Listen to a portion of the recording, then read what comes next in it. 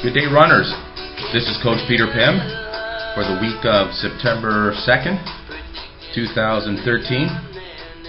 And thanks to sponsor DeadSoundRevival.com for this week's opening tune choice. It's a nice, cool Friday morning in Toronto. When you know it, after last week's audio, when I was talking about running in the heat and wind, now it's almost feeling cold, but great for prepping for the many upcoming fall races. In last week's audio, I gave you some details about the upcoming Lululemon event. It's called Track and Roll, and it's happening Saturday, October 5th at St. Michael's College. That's at the corner of Bathurst and St. Clair, and it's going to include 4x400 meter relays and mile races and a beer garden. And another ingredient that's being added to the day is there will be a group of massage therapists from Trillium College. They'll be providing free massages. And the group will be under the supervision of my associate and daughter, Laura Pym. Registration for the Track and Roll is free, and formal notices of invite are going to be sent out probably next week. Keep checking my Twitter site for the notice. And this Sunday is the B&O Yorkville run. It's starting and finishing in the heart of Yorkville. Actually, it's just a few meters away from the Lululemon store there on Cumberland. Kind of exciting, what with the Toronto International Film Festival, which began yesterday. Bring out the red carpet, folks. Who knows who you may have on hand. Some celebrities walking across the road from the Park Hyatt to check out the scene and perhaps cheer or yawn. You never know who's booked into the area. I don't live too far away, and a while back I was walking along Yorkville Avenue, and I see this statuesque, very striking blonde walking towards me, surrounded by a flock of photographers.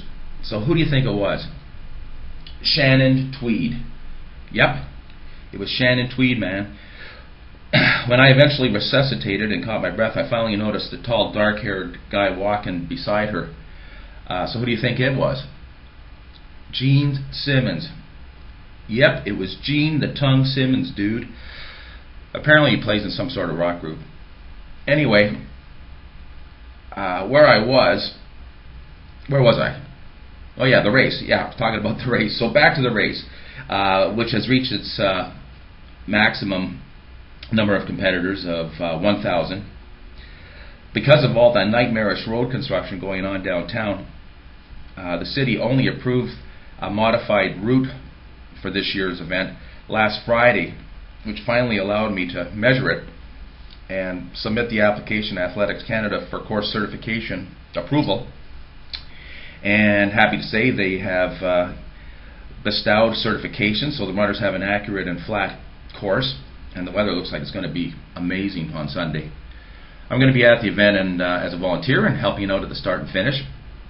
I will be alone as Shannon has not returned my text. Kidding, Gene. Okay, so this week I wanted to talk about another race that's happening on Sunday. It's the Longboat Toronto Island Run, happening on Centre Island, just a ferry boat a ride away from downtown Toronto. I wanted to share a little history about the event, which has a warm and dear spot in my heart. This will be the 33rd edition and is in fact Toronto's oldest 10K race. But you know what?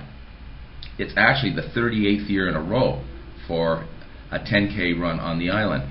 You see, way back in 1976, I was coaching track and road racing athletes in the University of Toronto Track Club, and we wanted a fundraiser.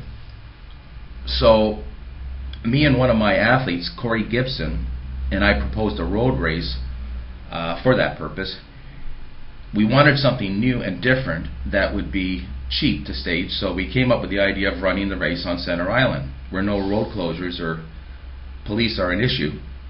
And the idea appealed to an aggressive marketing dude at Pepsi. And they came aboard as a sponsor, and so did CFTR 680 AM radio. Unbelievable. So suddenly we had this event. And one of the fun challenges facing Corey and I was how to create a 10K route on Center Island. Given that it's basically a narrow spit of land about 5,000 meters apart from end to end, from Hamlin's to Wards. It took several attempts walking a surveyor's wheel around the area, but we eventually came up with a viable route that included a combination of asphalt, grass, and boardwalk surfaces, but it's flat as a die. Well, the sponsors did an amazing job giving the event a load of publicity, and on Sunday, September 9th, the first Diet Pepsi Fun Run took place with almost perfect weather and 1,800 runners, which was quite a crowd back then. This is before chip timing, I might add. You should have seen the results room with the army of volunteers. But we had the results posted within an hour. So it was deemed a major success and became an annual event in the following years. And in 1980, a group of runners I was coaching decided to establish a separate road running oriented club called the Longboat Runners, named after the great Canadian native Indian Tom Longboat.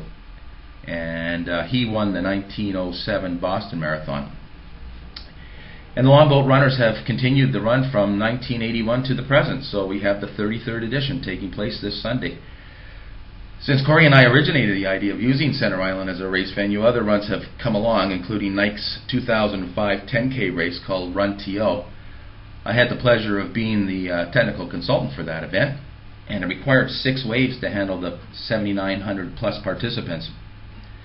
And another annual race on the island is the Sunset Shuffle 6K, which was just held a couple of weeks ago, and Corey Gibson was the originator of that one too. Anyway, I wish the Longboaters all the best in staging another great event this Sunday. So that's it for now. We'll see you on the roads.